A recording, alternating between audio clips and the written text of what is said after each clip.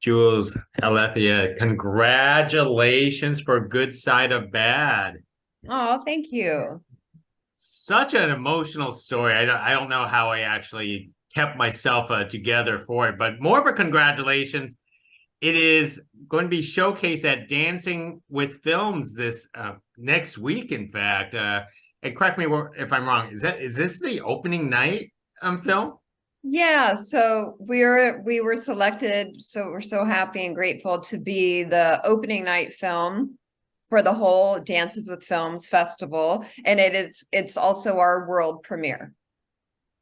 Wow, wow. This is most certainly exciting for everyone there. Hopefully I can make it myself. But let's start with Alethea here is where did the original story came from for Good Side of Bad? Well, the story came from a book actually that Jules brought to my attention. She called me one day and she said, I'm going to send you this book. And I'm like, okay. And then I read it like in a minute because it was so awesome and I loved everything about it. And then I called her back. I'm like, are we making this into a movie? And I was like, it looks that way. And I had just had a baby boy, and so like during nap times, Jules would come down to my place in Redondo, and we would work out the details for the outline. So that's where it came. It came from Jules's brilliant mind into my lap. Wow. Yes, the Go ahead. the book is it's by Beverly Olivan. She's a boss. She is a professor and a very accomplished author, playwright, former actress, and we fell in love with the book, and that's how we got it to today, is from her novel. Wow. So Jules brought it, and both of you decide to adapt this novel. Was it difficult? Was it a difficult novel to adapt? Um, well, it's the first time either one of us have ever had the opportunity to adapt something. And yeah, it's for the first time doing that. Like, we read so much and we researched movies that were adaptations, and we're like, how do we do this and like keep the story and the tone and the spirit of the book as well as make it great. So it was a challenge. What would you say, Alethea? Yeah, I think it wasn't specifically this book was a challenge, but I think it is a challenge to take a novel and turn it into a movie. But we had a lot of help, and Sierra Danielle was extremely helpful in the process as our writer with us. And yeah, so I mean, difficult is relative. It was fun. It was exciting. It was a new adventure. It was something we'd never done before. So there was a lot of discovery along the way, and then even more discovery on set, and then more discovery in the edit, So it's just like constantly like honing down because, this is long, obviously, and then you only have an hour and a half in a movie. And so getting all of the points and staying and keeping the theme and the tone of the book was obviously really important to us. So yeah, that's challenging. Well, then that begs the question because we know in book adaptations there has to be changes because you're talking from page to screen. Tell us some of the important changes that you wish that you could have included into this film. Well, that's a good question. I feel like one of the magical parts of the novel is that each of the three siblings had their own chapters dedicated to them. So there were like, there'd be the three siblings had chapters, and then there'd be another set of their chapters, right? And so one of the challenges was, not like Alethea said, not making the movie super long and like drawn out. So instead of doing like a chapter, each character has their own sort of world going on, and then trying to marry it, we drilled it down and we made it so the lead character, Florence, my little sister in the film, is the centerpiece more, rather than each sibling having their own story. They do, but we decided that it would make more sense to have have a hero and have her be our center of the story. Would you say that, Alethea? Yeah, absolutely. In the discovery of adapting the book to the movie, we discovered that the most important thing of the book is how the siblings come together to help the younger sister. So that is like, for us as filmmakers and art makers, that was like what we wanted to bring to screen. So then the whole adaptation was wrapped around that. How putting all of the siblings in the same room together, always about them coming together. Obviously they fall apart and come back together and all of that happens. But that was the main theme of the movie. And so that was the biggest adaptation change as far as structure, the structure of the book versus the movie.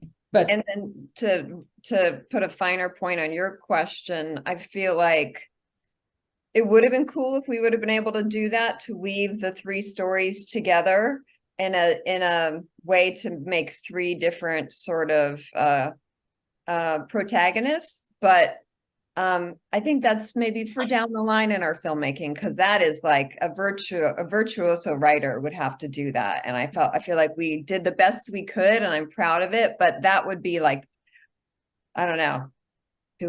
What's the film that you were always talking about? Mudbound, Alethea? oh yeah. Three stories woven, and we can dream about creating a Mudbound, and I think we did a lovely job. But like, that's like, we bow down to them and their ability to do that. Yeah. But our ultimate choice was to serve the story that we wanted to tell. Yeah, well, in the end, it is a stronger message, and that's what you presented. Jules, because you brought the book to everyone's attention, at which point you knew you were going to be part of this movie as the older sister? Well, that's such a good question, because the first film Alethea and I made together was another mental health themed film called Part-Time Fabulous, and I played the lead in that. And for this one, I like to get down and dirty with my roles, and like I've got a sort of a facility with emotional work.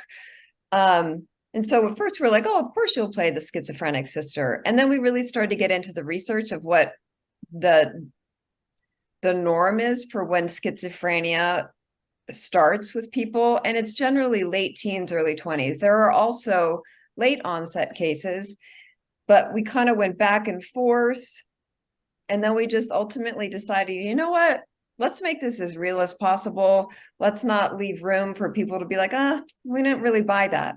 So that's when we're like, well, I am older than late teens, early 20s. I know it's crazy, guys, but so we just decided, like, let's do it. Let's have me do the older sister role, and let's find our perfect Florence. You know what? It works well for you. I barely recognize you as you turn on your Zoom screen here, but you know what? You accomplished that. That's still that emotional journey without playing schizophrenia. Oh, thank you. Thank you. Thank you so much. That's so sweet, Gig. Now you probably had to search high and low for Lexi to play Florence here, because her performance was extraordinary. Well, she's our star. I mean, we feel like we discovered her. She was in my acting class. I was in a wonderful acting class in Studio City with John Lacey, who's a very accomplished actor and director. And she was going to school downtown LA at the LA Center. There's a school there. I can't remember the name of it right now, like getting a degree, like just straight drama degree. And she was going to this like professional acting class at night. And I just watched her and I was like, that girl, she's got something. And so I brought her into audition, and of course, Alethea, share your experience as the director. Yeah, I absolutely loved her. We did audition several other people and kept coming back to Lexi, and Jules has a very strong gut feeling for things. And, she just knew right away. And I was like, that's great. We know that's great, but let's also see other people. And it was crystal clear that Lexi was our Florence, which was really wonderful. And she was willing to film in the middle of the pandemic. Yeah. We were like one of the first 2 or 3 films that decided to film in August. Another film was being made by a friend of ours who actually helped on this a little bit as well. And so, Yeah, no, it was like the Wild Wild West. Sorry. August 2020. I just want to say, like, deep pandemic. Hollywood opened September 2020. So we're bananas. Sorry, continue. Yeah. And so we not only needed the perfect cast, but we also needed humans who were willing to go on the ride with us, because it was uncharted territory. And, you know, making an independent film has its, speaking of challenges, it has its own challenges. And then being in a pandemic, we didn't even know what those challenges were. But, you know, as we went in, every day was a new discovery, like, oh, you have to change the air filter in the house that you're renting, that you're filming in. I'm like, oh, great, changing air filters. Like, Yeah. and, you know, so there was a whole other layer of filmmaking that was happening. So, and Lexi was just brilliant. There's no question about it. Yeah, she's a champ. She stuck through it. Everyone was wearing their masks, and I mean, no one got sick. It was a little risky, but we had everyone. We were like, "Hey guys, no bars. Don't go to any bars." We were like, because that was at the time people were, you know, still going out and getting sick in groups. So, yeah, but she was a champ, as well as the rest of the cast and crew. Most importantly, Alethea, this is I understand this is your second mental illness film with Jules.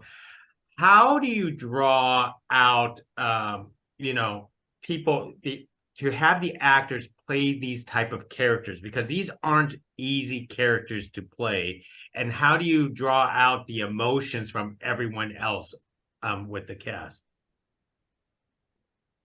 That's a good question. I mean, I think, you know, Jules and I obviously had many conversations leading up to production, and Jules has her own set of personal experiences to draw from, so I didn't have to do much there.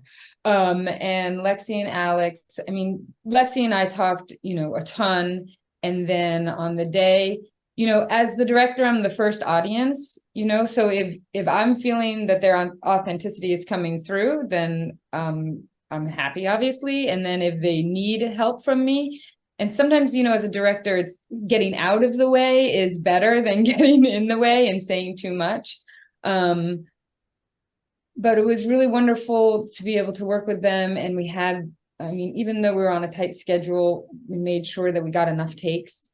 And so then in each take, we could discover something new and then play with it. Like, you know, like, yes, this is how we should do it. And then now let's have a little fun with it. And now let's try something different, you know? So just exploring that was a privilege. And then, you know, you just cast the right people. I used to direct theater, and that process is so different. Like, you cast someone and then they really grow, and like where they are in the audition really transforms into the play. But in movies, you spend a lot of time in the casting so that you get the perfect person in casting, and then they show up on the day exactly how they should be. Obviously you're working, but it's a different like process. Like Lexi showed up in the audition, and then she showed up on set, and it was just about allowing that to happen. Does that make sense? Yeah, absolutely. Well, this is a wonderful film. Everyone should check it out, especially at Dances with Film. Thank you very much, Jules. Thank you very much, Alethea, for carrying this conversation with us for a good side of bad. Thank you. Thank you so much, Gig, and we hope to see you on the 22nd if you can make it up. Most certainly. Thank you. Bye. Thank you.